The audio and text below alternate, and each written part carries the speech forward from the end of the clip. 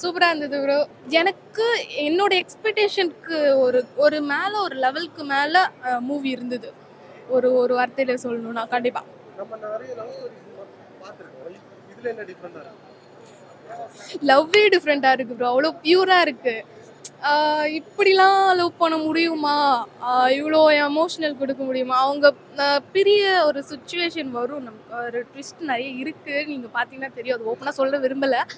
So நீங்க பார்த்தீங்கன்னா அதுவே நம்மளுக்கு ஃபீல் ஆகுது. அந்த ஃபீல் கொண்டு வரதே கஷ்டம். ஸோ இந்த மூவில கொண்டு வந்திருக்காங்க. அதுவே அவங்களுக்கு ரொம்ப பெரிய ப்ளஸ். அண்டு சாரோட ஆக்டிங் பற்றி முக்கியமாக சொல்லியே ஆகணும். செம்மையாக பண்ணியிருக்கிறாங்க. ஆல்ரெடி நிறைய எக்ஸ்பீரியன்ஸ் ஆன ஹீரோ லெவலுக்கு பண்ணியிருக்காங்க. So all the best sir அவங்களோட டைரக்ஷனுக்குமே. ஒரு ஆடியன்ஸா இந்த படத்தை வந்து பார்க்கணும்னா எந்த ரீசனுக்காக வந்து பார்க்கணும்? லவ் அண்ட் சாங்ஸ்க்காக பார்ப்பேன். சாங்ஸ் முக்கியமாக இப்போவே இந்த சாங்ஸ்லாம் எனக்கு ட்ரெண்ட் ஆகாதது எனக்கு ஒரு பர்சனலாக ஒரு வருத்தம் இருக்குது.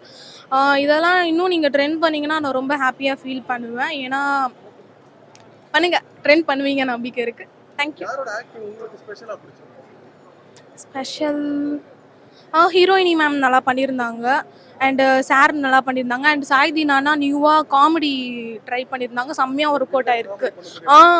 சீரியஸ் தான். நான் எக்ஸ்பெக்ட் பண்ணவே இல்லை சாய்தி நானா கிட்டேருந்து இப்படி ஒரு ரோல் வரும்னு. ஆனால் செம்மையாக ஒர்க் அவுட் பண்ணியிருக்கிறாங்க மாஸ்டர் ரவி சார் டைரக்ஷனில். சூப்பர். இனிமேல் சாய்தி நானாக்கு நிறைய காமெடியாக ரோல் வரும். என்ஜாய். தேங்க்யூ.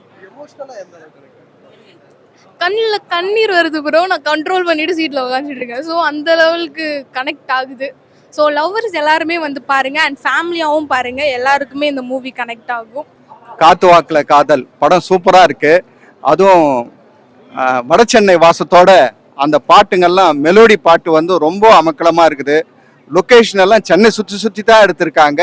இது மாதிரி லொக்கேஷன் எல்லாம் இருக்குதான்றது இப்போ தான் தெரியுது. நல்ல டைரக்ஷனு, நல்ல கதை செலெக்ஷனு, ரொம்ப சிறப்பாக இருக்குது. பாட்டு அதை விட சிறப்பாக இருக்குது. வாழ்த்துக்கள் டைரக்டருக்கும் அவருடைய ப்ரொடியூசருக்கும் என்னுடைய வாழ்த்துக்கள். எல்லாரும் பார்ப்பாங்க. நல்லா இருக்கு படம். நல்ல படம் வந்திருக்கு. எல்லாரும் பார்ப்பாங்கன்னு நான் எதிர்பார்க்குறேன். எல்லாரும் தேட்டருக்கு வந்து பார்ப்பாங்கன்னு எதிர்பார்க்குறேன். ஆமாம், இதில் டிஃப்ரெண்ட் என்னன்னா, அதாவது அந்த பொண்ணு வந்து அவரே நினச்சிட்டு இருக்கு, அந்த ஹீரோவும் நினச்சிட்டு இருக்குது.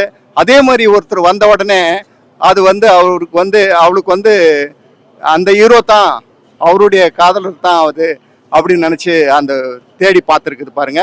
அதுதான் கொஞ்சம் சிறப்பாக இருக்குது. அது ஹீரோயின் ஆக்டிங் ரொம்ப நல்லா இருந்தது. அதுதான் தத்ரூபமாக நடிச்சிருந்தாங்க. நல்லா இருந்தது. காமெடி கொஞ்சம் இருந்திருக்கலாமோன்னு தோணுது. காமெடி அவ்வளோ ஒன்றும் இல்லை காமெடி. அதுதான் சொல்லணும். இல்லை, எங்கேஜாக இருந்தது.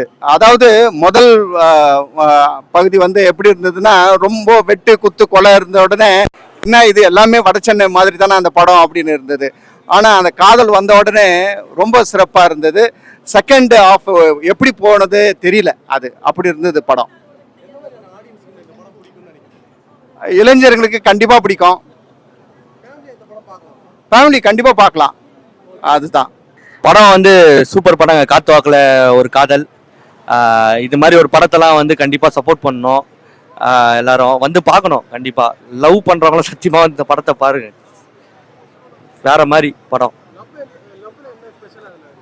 லவ் அதான் கற்பனை காதலுங்க. ஒருத்தன் வந்து ரொம்ப வருஷமா ஒரு பொண்ணை வந்து 4 வருஷமா லவ்வை சொல்ல முடியாம அந்த காதல் இருக்குதுமா, அந்த காதலை வந்து வெளிப்படுத்துறாருல, வெளிப்படுத்தினா அந்த காதல் நிறைவேறாம போயிட்டு, என்னடா இது காதலே நிறைவேறாம போயிட்டு பார்த்தா அந்த பொண்ணுக்கு சின்ன வயசுல ஒருத்தன் ப்ரப்போஸ் பண்ணியிருப்பான்.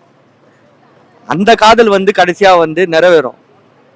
ஒரு விஷயத்துல வந்து கனெக்ட் ஆகும். நான் படத்துல ட்விஸ்ட் நிறைய இருக்கு. நீங்க நான் சொல்றதோட இந்த படத்தை வந்து பாத்தீங்கன்னா உங்களுக்கே தெரியும்.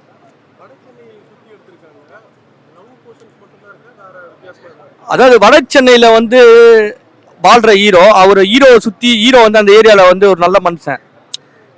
என்ன எல்லாரும் வயசு பசங்களாடி கத்தி எடுக்காதீங்க படிங்கடான்னு சொல்ற ஒரு ஆள். அதுக்கப்புறம் பார்த்தீங்கன்னா எந்த பொண்ணையும் இருந்து பார்க்க மாட்டாரு. ஏன்னா நான் ரொம்ப வருஷமா ஒரு பொண்ணை சின்ன வயசுல லவ் பண்ணியிருப்பாரு. அந்த பொண்ணு வந்து இவர் லவ்வை ஏற்றுக்காம போயிடுங்க. குழந்தை காதல ஏற்றுக்காது. ஏற்றுக்காம போயிடும். ஆனால் அந்த பொண்ணு மறந்தாலும் இவர் மறக்காமல் அந்த காதலை ஞாபகம் வச்சுட்டு அந்த பொண்ணு மேலே இது பண்ணிட்டு வர பொண்ணெல்லாம் லவ் பண்ணாமல் அந்த பொண்ணே நினப்பாவே இருப்பார். ஆனால் கடைசியாக பார்த்தா அந்த பொண்ணையே பார்த்துட்டு அந்த பொண்ணையே லவ் பண்ணுவார். வட சென்னையில் என்னென்னா ரவுடிங்களெல்லாம் எப்படி யூஸ் பண்ணுறாங்க, சின்ன பசங்க எப்படி யூஸ் பண்ணுறாங்க, அது இல்லாமல் இந்த சோஷியல் மீடியாவில் அந்த பொண்ணுங்க ஒரு உலகன்றது பெருசு, இது இல்லை உலகம், மொபைல் இல்லை. மொபைலில் வந்து உலகமே இருந்தாலும் ரியாலிட்டி வேறு.